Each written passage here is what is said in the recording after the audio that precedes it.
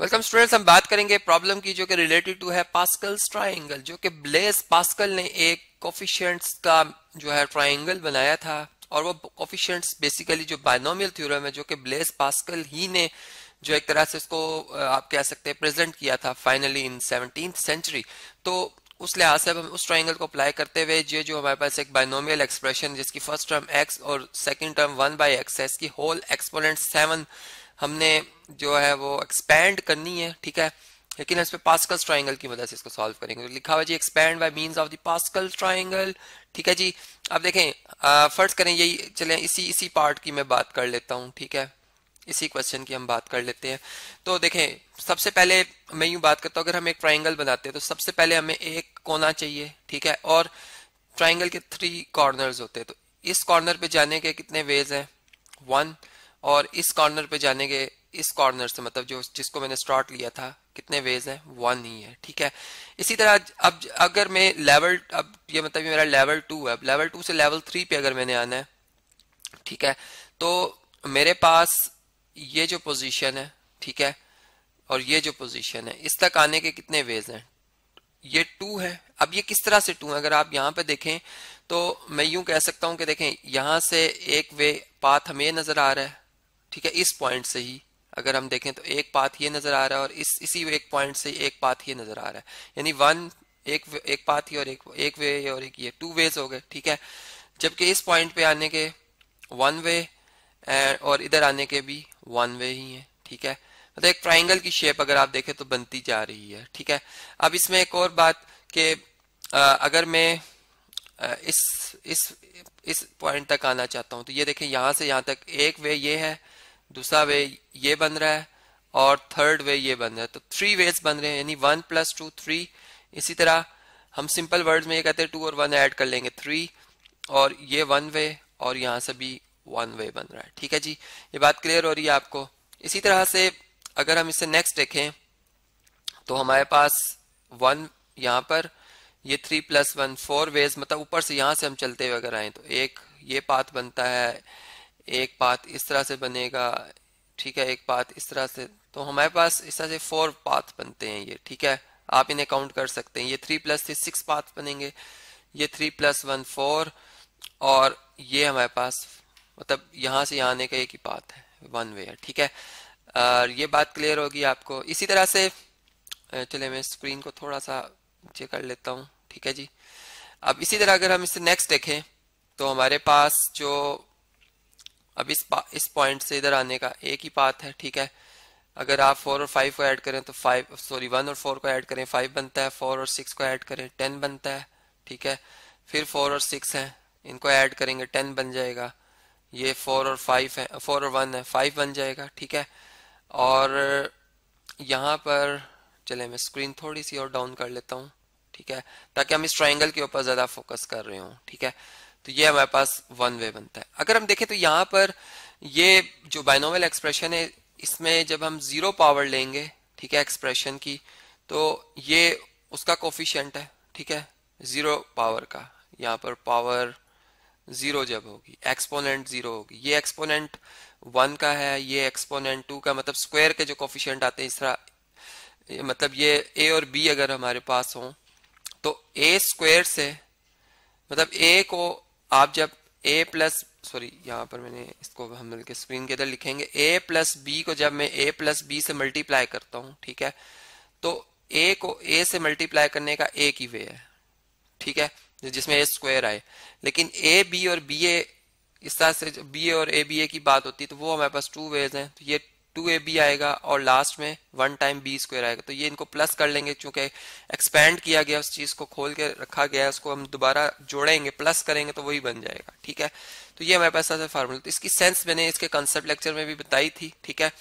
इसी तरह से ये डिग्री 2 का है, ये डिग्री 3 का है, ये 4 का है, ये 5 का है, और हमने एक्सपेंड करना है 7 को, ठीक है। अगर क्वेश्चन अगर आपको याद हो तो 7 के लिए हम बात करें तो यहाँ पे 1, इसको मैं थोड़ा सा स्मॉल करके लिखूंगा, यहाँ पर ये 6 वेज बनेंगे, ठीक है, ये 15 वेज, ये 20, ये 15, ये 6 और ये 1, ठीक है। और लास्ट में जो लास्ट हमारे पास बनेगा कि 1 और 6 7 यहाँ पे 1 आएगा, ठीक है।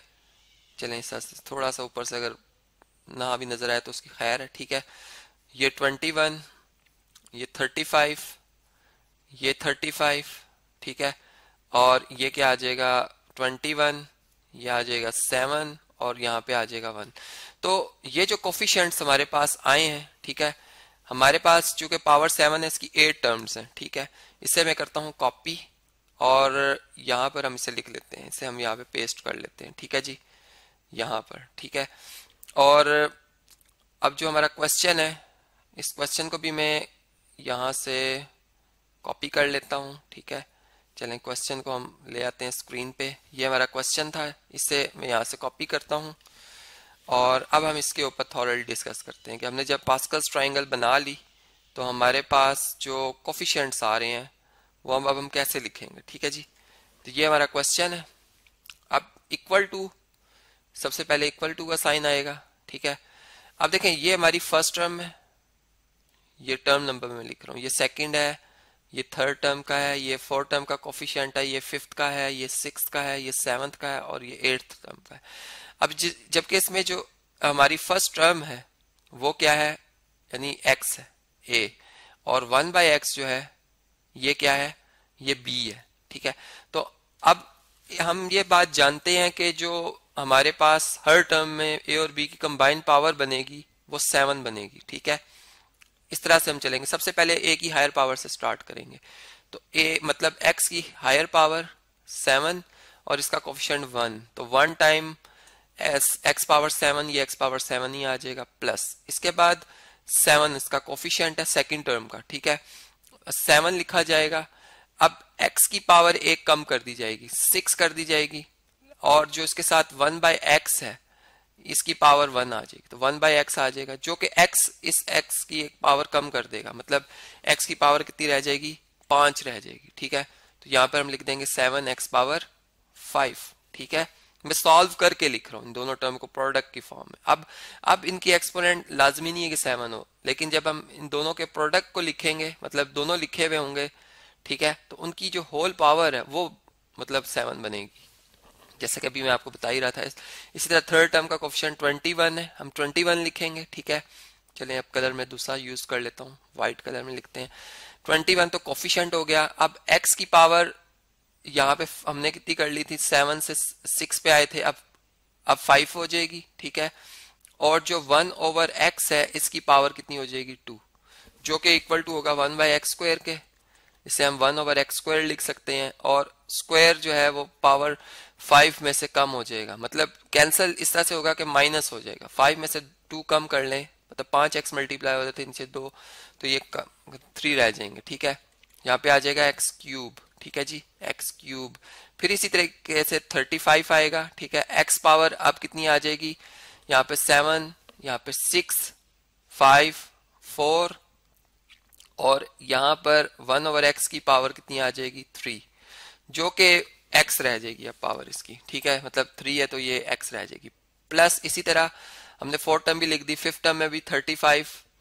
अब इसमें x की पावर जो है वो 7, 6, 5, 4, 3 और 1/x की पावर 4 आएगी, जो कि कैंसिल होने के बाद अब डिनोमिनेटर में पावर ज्यादा है तो एक x नीचे आ जाएगा 1/x, जो कि 35/x बन जाएगी, इसे हम 35/x लिख सकते हैं। प्लस इसी तरह 21, ठीक है, x की पावर अब कितनी रह जाएगी 2 और 1/x की पावर आ जाएगी अब 5, ठीक है।